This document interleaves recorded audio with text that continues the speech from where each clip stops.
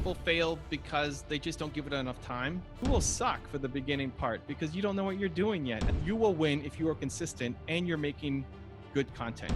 The best ideas, the ones that take off, the ones that get funded, are the ones that solve a real problem.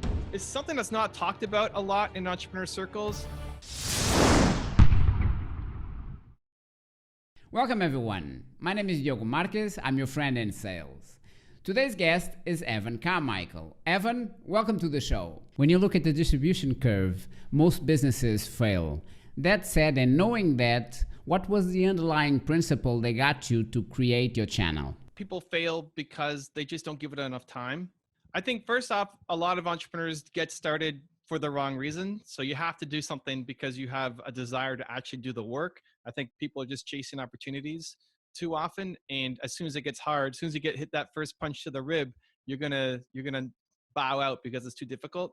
Where you have to actually enjoy the work that you're doing to have success in any field. Because if you go up against any competition and they love their work and you don't, you're gonna get destroyed. You just have no shot beating somebody who loves what they're doing. So you have to find that thing.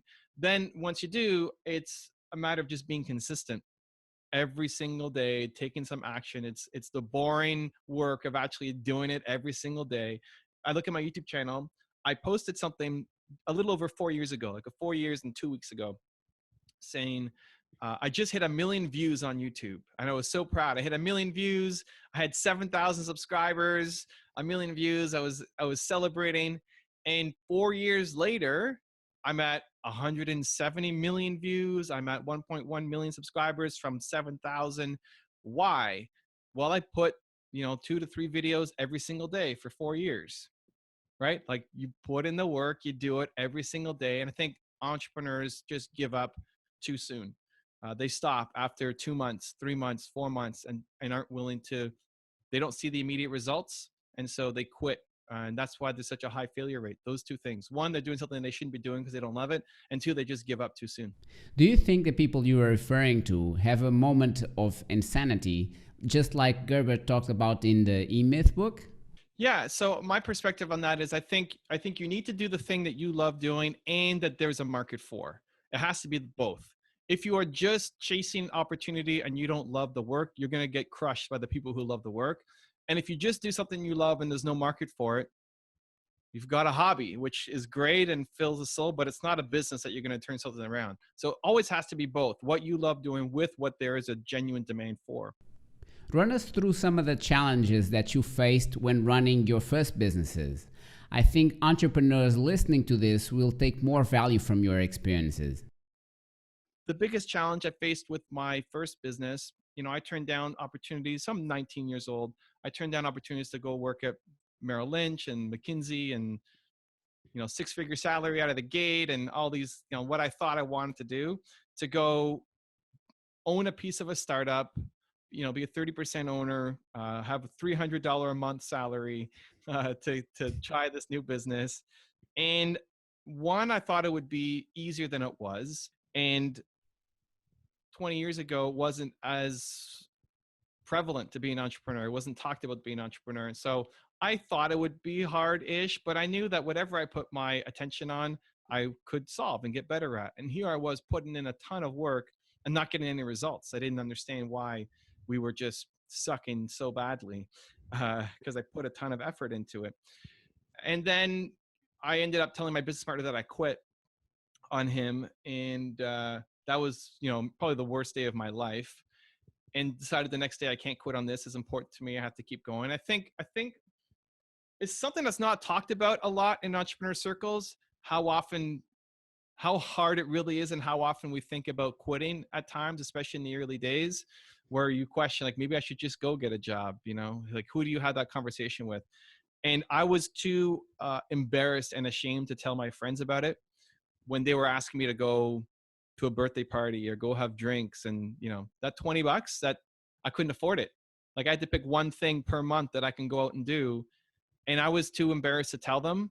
I just said, I'm super busy. I'm living the entrepreneur life, and all the good stuff, and like I make $300 a month and I can't afford that $20 to go have pizza and beer with you.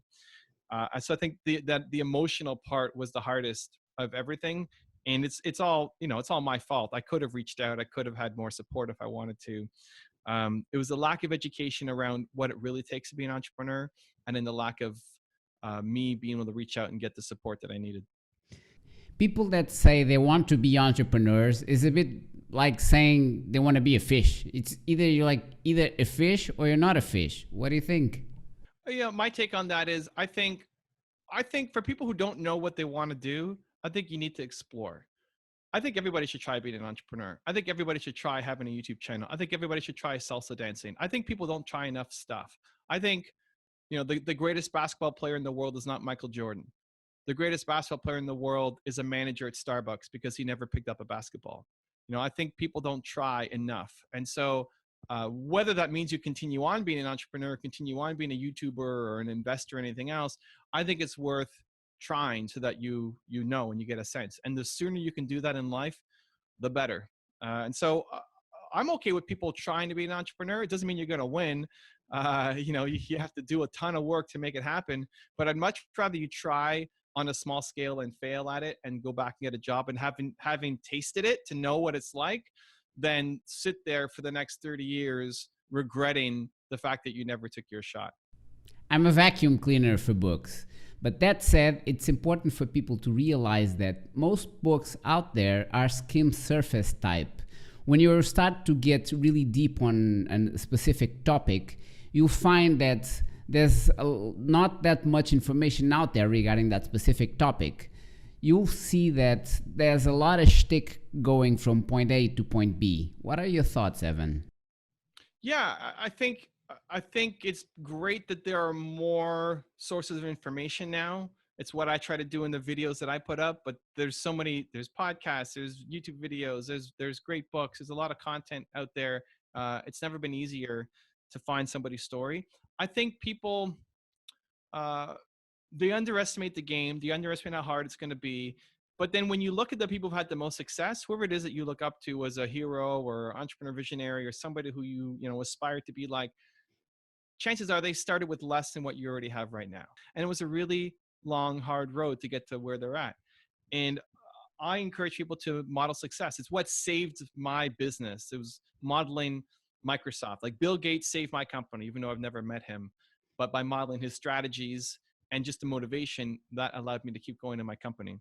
So I encourage your listeners to, whoever it is that you look up to, research their story. There's never been more information, whether you're a vacuum cleaner for books or videos or whatever it is, their story is available. Look at how they started. They have less than what you have right now. And if they could do it, then you can too. It's just going to require a lot of hard work to get there. Jim Rogers once told me, history doesn't repeat itself, but it rhymes. And I think your channel brings a ton of value to people because they can see where some of their stories rhyme with yours. What do you think? Yeah, and with what you're doing on your channel too, right? Like doing these interviews and trying to learn and dissect people's stories. I encourage people to, one, look at people who are in their industry and who they really like. The thing that saved my company was when I was 19, I asked myself, I'm not the first guy to try to sell software before. Like somebody has figured this out. I feel like I've tried everything. It's not working. Somebody has figured this out. And that was the light bulb moment to say, hey, okay, who else has done this? And in researching Bill Gates' stories, by reading books at that time, I got the strategy to win. So I think everybody listening should go and research the top 5 people in their industry related. Like I sold biotech software. There was no big biotech software company that I could model, but software is close enough. So I modeled Microsoft. So find the 5 biggest people in your industry or related industry and go learn from them. And find the people who you just respect. Like if you love Steve Jobs, but you sell shoes, like you can learn from Steve Jobs and apply it to shoes, Sure. right? The more connected you are to that entrepreneur, the more their lessons, it rhymes, right, with your industry. You can definitely learn from them and apply it to your business. And the more you're surrounding yourself with visionary thinkers, big thinking people who kind of challenge you to do more than what you're doing, then the more you're actually going to rise up and take a bigger game. I always wanted to be around people that were great at doing what they're doing. You learn from them. What if you learn from people that you studied and interviewed? Yeah, so I've done almost 6,000 videos now on my YouTube channel. Not all of them are public. Probably about 1,000 of them are not public. It's just how much we throw away. and I've learned something from everybody that I've profiled. Otherwise, I don't put the content up.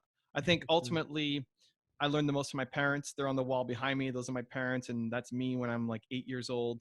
And they taught me just life lessons and how to be a human being and values. And then everybody else, I've learned different lessons from that I've applied to my company in different ways. Even the people behind me. So like Steve Jobs was more the visionary, have a big dream, want to make an impact on the world, right? Do I want to learn how to be a parent like him? Probably not, but I can learn some visionary thinking from him. Howard Schultz started Starbucks, and he's there because he was the first guy that I saw apply his values in a corporate setting. So there was a shareholders event, and one of his investors stood up and said, "Hey, why are you supporting gay marriage at the time when like nobody was supporting gay marriage?" And he's like, "The lens through which we see the world is through equality, and if you're not happy with the returns on investments you're getting, then sell Starbucks and go buy something else." It's like, when does a CEO say that, right? Agree. Maybe an entrepreneur, but like of a public company, when does that happen? It doesn't happen. Sure. um, AP Giannini is the founder of Bank of America, and he bet on the little guy. He lent money to entrepreneurs when there was an earthquake. He took 2 barrels and a plank of wood, and he set up shop at his bank. And he lent money to people based off of a handshake and a look in their eye. If you can imagine, like a banker, hey, like trust me, handshake and look in their eye. That's how you make a decision. He gave money to Walt Disney when everybody thought Walt Disney was crazy, and you're going to do a cartoon that's a full length movie, like that's never going to work. He's the one who bet on him. And Kanye on the wall there, in that clip, this video clip of him talking to a radio station, more just talking about like the time is now. I don't want to sit inside of a corporation for the next 30 years. The time is now. Be the greatest you. And so those are 4 examples, and plus my parents being fifth. But everybody that I've put on my channel, I've learned something from, and I love being able to pull from different people. And I love running. I see myself running a race alongside them. I think the worst thing you can do is run a race against 3-year-olds. Like that's how most people run their life. They want to win, but they play such a small game. They're running against 3-year-olds. Where if you're running against people who are faster than you and better than you, you may not beat them, but you're going to be a lot better than you were when you're running against 3-year-olds. Jeff Bezos talks a lot about this long-term views, decisions. Knowing what you are, where you want to be in 50 years, makes you look at what you're doing presently and start doing things differently.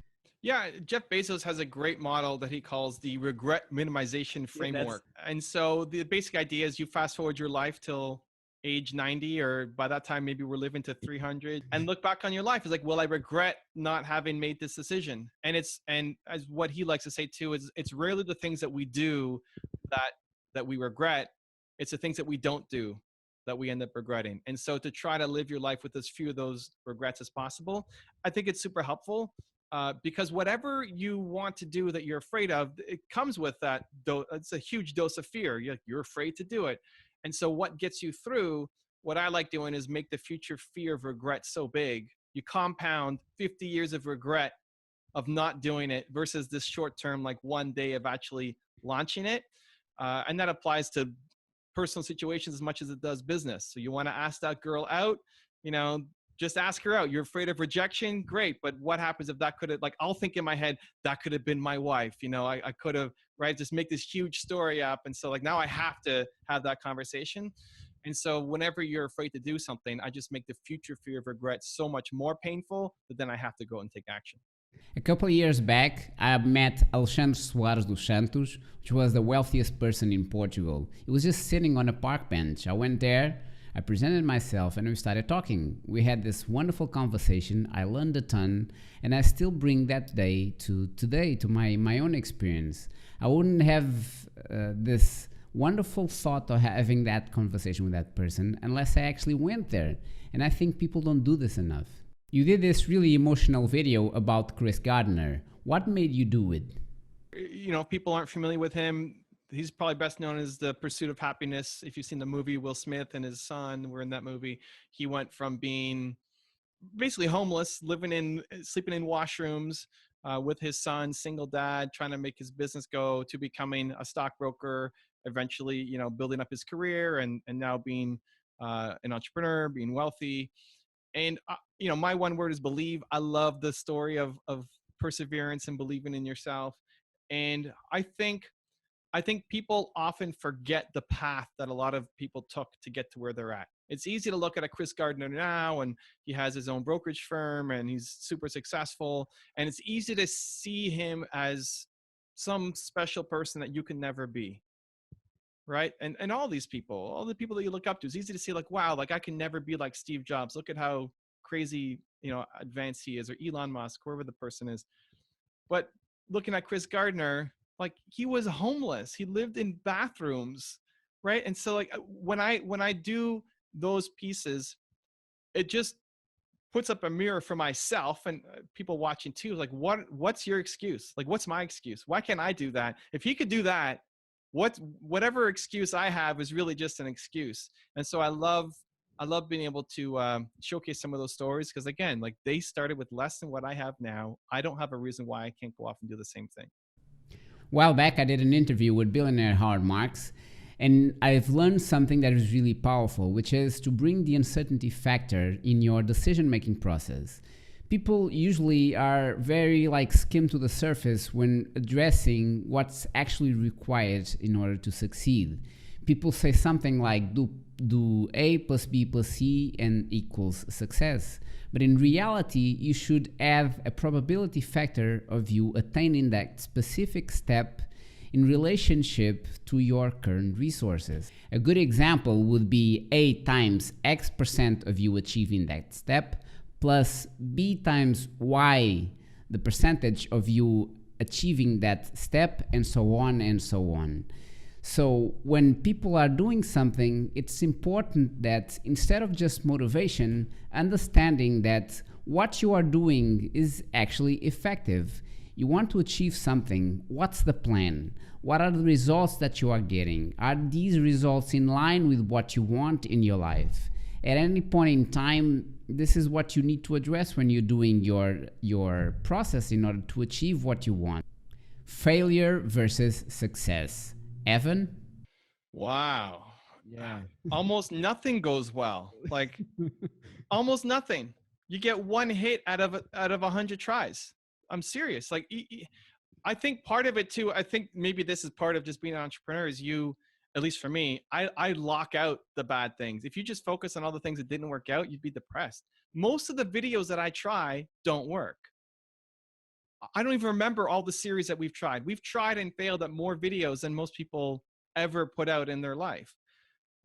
And so I just pay attention to what's working and then go with those. I mean, by studying success, I think you'll see that over and over and over and over and over again. It was a whole bunch of failures. And for most people, they fail once and then that's it. They quit and they're out. Where for all of the people that you look up to and respect, they failed multiple times. And then that's what led to them eventually discovering the thing that helped them explode. So if you look at my video series and say the top 10 rules to success is a big win, and that became a book, right? So that's a big win for my channel. That started off as one test video that then people liked and said, hey, we want more of it. Great. At that time, I had tons of other videos that I was putting up on my channel that did not work, that did not go anywhere. And that's where, again, you're combining what you love with what the market wants. I love I wouldn't put out a video if I didn't love it. But it doesn't mean that my audience is going to love it. Doesn't mean there's a demand for it. Just because I love it doesn't mean that anybody else is going to love it. And so it has to be that mix of both. But that idea of just you expect to fail. I expect to fail and I ultimately expect to win, but to expect it hit 1,000, to expect that everything you try is going to win, it's not. And it's also a constant evolution. In terms of my interviews, as an example, I've done tons of interviews. I'm a lot better now than I was before. And I'll be a lot better in 5 years than I am now. Sure. Right. And so it's like, it's always, if you look at your show, like I'm sure your first interview was way worse. And now you're probably super nervous and didn't know what to do in the intro and whatever. And then if you keep going in 5 years, you're going to look back on this and say, wow, I was still just getting started. And so I think that becomes a problem because you know what looks good. You know what a good interviewer looks like. You know what a good video looks like. You know what a good entrepreneur product looks like, but you can't create it yet because you haven't put in the work to get there. And so that's what forces a lot of people to quit. You know what a good snowboarder looks like, but you get on the hill and you can't do that. And so you fall 1,000 times down the hill and then you never come back. And I think that's what a lot of people do in business.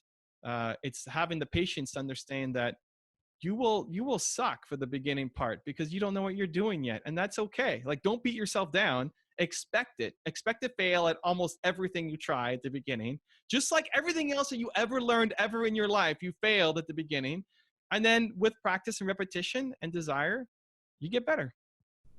Regarding social media growth, getting a channel from a couple of views to millions of views, organic versus paid. Evan, share some of your thoughts since you have this enormous channel. Everything I do is organic. I didn't grow anything through paid sponsorships or me like buying views or anything. I think ultimately comes down to, are you creating good stuff? If you are creating good stuff, it's never been easier for people to share it. Like, would somebody watch your video or read your post on Instagram and share it? If they won't, then it's not good enough. You haven't done a good enough job.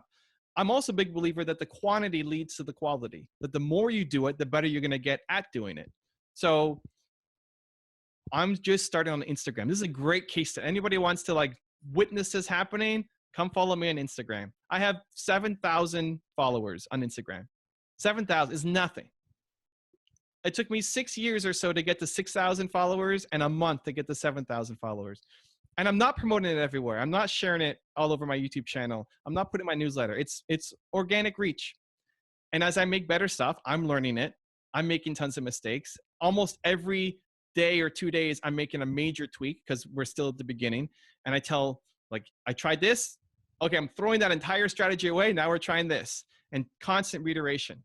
And I'm going to win on Instagram because I'm going to make 3 posts a day that's going to keep getting better and better and better for the next 5 years. And I'm going to win. Like, that's how you win. And so you don't need to put paid behind it. The problem for most people is they think their stuff is good, but it's not. You think your content is you're good, your interview, your Instagram post is good, but it's actually not that good. So get better, improve. If somebody sees it and doesn't share it or tag somebody or send it to a friend, then it wasn't good enough and you need to improve the quality. But how do you test it? This is where the Howard Marks effect kicks in, the uncertainty factor. So it's just knowing the nuances of the game that you're in.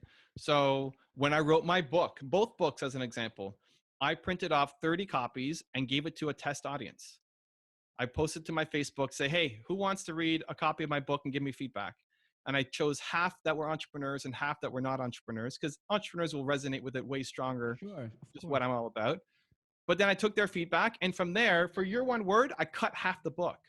I wrote 2 books worth of content and cut it down to half the book based off of feedback. I loved every word in that book. I love everything I make. Like, I will not give it to you if I don't love it. I loved it. And it's emotional. It's like, you don't like that? Great. But it's like, the market has spoken. Nobody likes this. If 30 people read that page and nobody underlines a single word on it, I suck. Like, that page sucks. It doesn't deserve to continue on and be in the book. Same thing for the top 10 rules. I gave it to 30 people. Initially, it was 50 people that I profiled. We cut 10 out of the book. The 10 that didn't perform with the test audience are out. So YouTube, people aren't watching your videos. You compare one video to another. Instagram is even easier. You have hashtags. You rank for the hashtags that you're trying to go for. You see if is it showing up. Are people liking it? Are people engaging with it? Are people tagging their friends on the picture? So just knowing the nuances, a little bit of each platform that you're trying to sell through, and then testing. I'm looking at because I'm so into my Instagram right now. I'm looking at my Instagram multiple times per day. I don't need an analytics program to tell me which picture is doing well and what style is going. Like, I know because I'm in it. I'm living it. I'm breathing it, right? Yeah. I feel it. And so I'm coming up with ideas. I'm getting inspired by what other people are doing as well as what I would like to see. And then I test it. Constant iteration. Like, writing a book is a long process. So that may not be your best first test, because if it takes you 6 months to a year to write it and then it flops, that may not be fantastic. But making YouTube videos, making Instagram posts, Twitter, Pinterest, Snapchat, any of these platforms, the testing cycle is so fast. People just put up one thing, 10 things, it doesn't work and they quit. It's just not the game to play. You have to recognize that a platform like Instagram or YouTube or whatever it is, long term, you will win if you are consistent and you're making good content. And so you just have to figure out what the consistency you can control. You just get up and you work. The good content, you have to get better at. You have to pay attention to what's happening. You have to listen to your audience. You have to listen to your heart and make something better. But that's how I'm going to win. I'm going to make 3 posts per day for 4 to 5 years, and then I'm going to win. It's how I won on YouTube. It's how I'm going to win on Instagram. It's how you can win in any business. Just people aren't creating enough output. They start and stop and start and stop and start and stop. Like I tried that for 2 months and it didn't work. 2 months, you barely tried it. Like you suck in those 2 months. You put out a bunch of crap and nothing worked. Like surprise, right? Like you have to keep going. And maybe you look at my Instagram channel and you think that it sucks. Great. Tell me that it sucks and tell me how to make it better and I'll improve it. And all of these skills, when you learn it in one, you can apply it to the others. Like my Instagram game, Instagram is so easy compared to YouTube. 3 posts on Instagram a day is easy compared to making 3 10-minute plus videos on YouTube a day, right? It's crazy. And then the learning how to hack a YouTube algorithm, you take those same skills and apply it to hacking the Instagram algorithm. It's not that different. And so maybe in 5 years, Instagram is dead. And you say, well, I spent all this time investing in Instagram. It doesn't matter. Like I can jump into something else. I take those skills and apply it because the sharing of content, the sharing of information will continue forever and ever and ever. Like this will be VR at some point. We'll be on our contact lenses and we'll be shaking hands, in the room. And all the skills that I'm learning now will be transferable to that. So just because you tried it in this platform, you think, oh, it's going to disappear. Great. YouTube will disappear. I expect it to disappear. But everything that I learn and building it will be applied in another mechanism. From studying all these successful people, run us through some of your favorite ones and the most common denominator that you found. That's what this book is all about. We go through all the most common lessons. But I would say, one, everybody has an idea, but that's not uncommon. Like everybody listening has an idea. We all have ideas. The first step was they did something about it. Like they actually took action on it. So many people have great ideas and they sit on their couch and they never do anything about it, or they wait for an investor to come and now they're going to do something. Like no investor wants to fund your idea. You got to get out and do something. Give me some momentum, right? Go to an investor with just a business plan and no actual momentum. You're dead in the water. They don't want to touch you. So a lot of people are waiting for something else to happen. It never happens. And then they get upset because somebody else made millions of dollars off of their idea, right? That person got rich off of my idea. No, it was their idea. You just didn't take any action ever. So like successful people, they get started and they expect it to not work and to fail and go through all the crappy iterations at the beginning. And then the third thing I would say is they just keep going. They just keep going. They're just more consistent than everybody else. They follow through every single day. They deal with the hurdles, the obstacles, all the crap that comes with building the business, and they just follow through. Because it's often not the smartest people, the most capable people. It's just the people who actually took some kind of action, got out of their own way, and just followed through every single day to make it happen. It's boring stuff, dude. This is boring stuff. But people are looking for the pill, right? Like, sign up for this course and now you're gonna be amazing. No, it's boring. You just got to get up every day and do the work for 5 years and then you'll be successful. Raising capital and entrepreneurial ideas. Where do you see a good marriage there? I think the most important thing for people who are listening is the best ideas, the ones that take off, the ones that get funded, are the ones that solve a real problem. And so if you are looking at your life, the business you want to create, the businesses that are around you, does your thing solve a real problem? Does it create some kind of utility? Like, does using your software or using your technology, first off, you're trying to get raising capital, especially from a VC or angel, they want high growth. They want to make money back. So if if you want to start a car dealership, like that's not the thing to go and raise capital for. They want to see high growth. So it's usually tech related somehow. They want to get their margins out. And so does your thing actually solve a real problem? And it starts with your own experience, your day-to-day life, if it's a consumer version, or the businesses that you're dealing with. Does your thing actually help? Here's a massive problem that people are facing, and here's how we solve it. If your thing actually solves a problem, then you need to go out and build something around it. It's never been easier to prototype and to build. Like just going to any investor with a plan and no prototype, you're dead. Like unless you have a ton of background in that field and you've had 3 successful exits or something like that, you're dead. Nobody wants to see just an idea. You have to prototype. You have to get customers. You have to get ideally somebody paying you a little bit. But if you don't have money coming in, at least you have momentum. You have customers. You have some kind of traction. because I think a lot of people just start off, they go too soon. They expect the investor to save them. Their business plan gets rejected. You spend your whole time raising capital instead of actually building the business. Like raising capital becomes an almost full-time job if you're doing it right.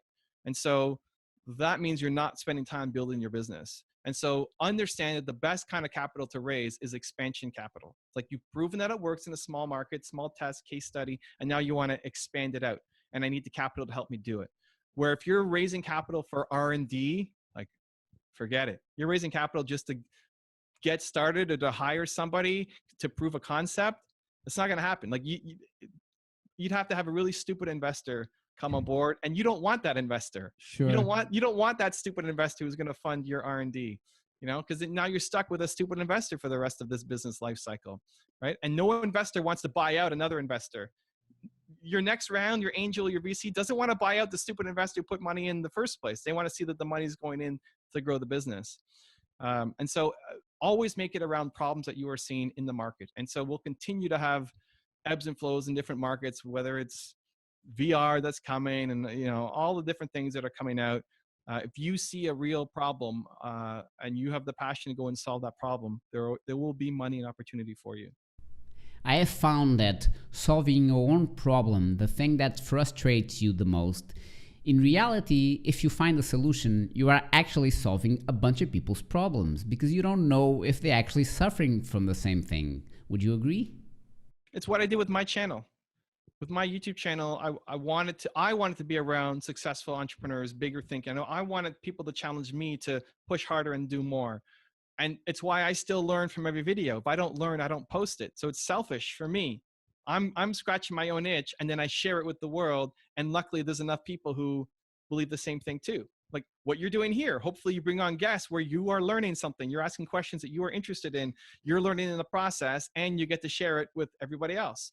Right. And so I think it's a great place to start. A lot of the most successful businesses in the world started there. A problem that you have, go out and solve it. And then other people will pay you to solve it for them.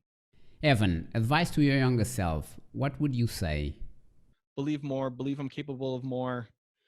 And it's still like, it's what I would tell my 20-year-old self. And even more of a mind twist is if I'm 70, telling my 38-year-old self would be the same thing. Like, believe that I can do more. Like, why can't I be doing this at a bigger scale? Why can't I be acquiring companies and playing a bigger game? I had a chat with a friend of mine, and we're talking about my YouTube channel. And I said, kind of next steps where I want to go. I want to be able to make a video with a Steven Spielberg or Quentin Tarantino, like somebody of that ilk. And he says, well, why can't you? Like, I think you can. And my response was, yeah, I know you're not telling me that. I'm telling myself that I can't do that. Like it's myself telling me that I can't make a deal with Spielberg or Tarantino or somebody else. And so I think it's that constant game. I believe in myself way more than I did when I was 20 or however back into the future we're going to go, but not as much as I will when I'm 70. So then how do I close that gap? That's the game. And for the future, where do you see yourself going? So this is always an interesting question for me. I don't have medium-term goals. I have my big vision. So, I want to solve what I think is the world's biggest problem, untapped human potential. I think people are doing the wrong thing for most of their lives. That Starbucks manager who should be playing basketball. So I want to help unlock that. That's never going to be solved. That's trying to empty the ocean with a spoon, right? But I wake up every day and try to do that. That's my guiding mission.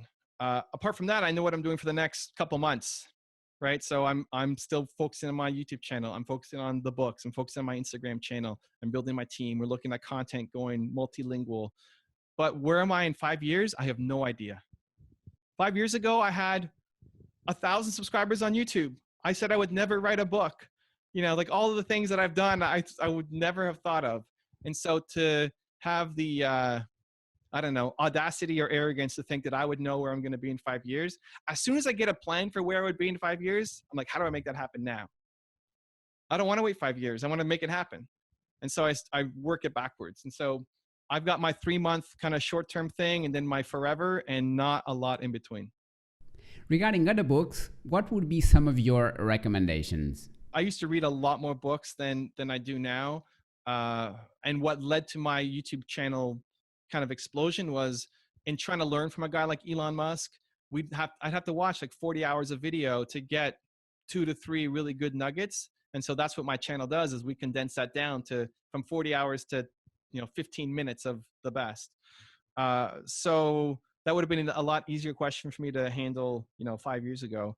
I think a book that really meant a lot to me in my early career was The 4 Hour Work Week by Tim Ferriss. And it's a kind of classic in the entrepreneur world. Not that you should be working 4 hours a week, because I don't buy into that, but more just the idea of delegation, prioritizing, time management, all that stuff really kind of shaped how I run my business. I finished Onward recently by Howard Schultz, obviously a favorite of mine. I got his picture hanging up on my wall, and I'm reading a book on habits right now. I think it's just called Habits. It's decent. I don't know that I would like strongly like stamp of approval, but just kind of what I'm going through right now. I'm very curious about habits, work ethic, environment, as a kind of hack to how can I be better as an entrepreneur in what I'm doing.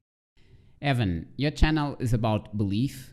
At this point in your life, what would you tell your kids to believe? If I had to say one word to my kids, I would tell them to believe in themselves. That's an easy one for me, I guess. If you're thinking not believe, one of the things that my parents taught me, why they're on the wall, like believe comes from them. They would always teach me that I was Evan Castrilli Carmichael. My mom's last name is Castrilli. I'm Evan Castrilli Carmichael. I could do anything that I want. And when I didn't do well at school, when I didn't, win whatever prize, that was always kind of ringing in the back of my head.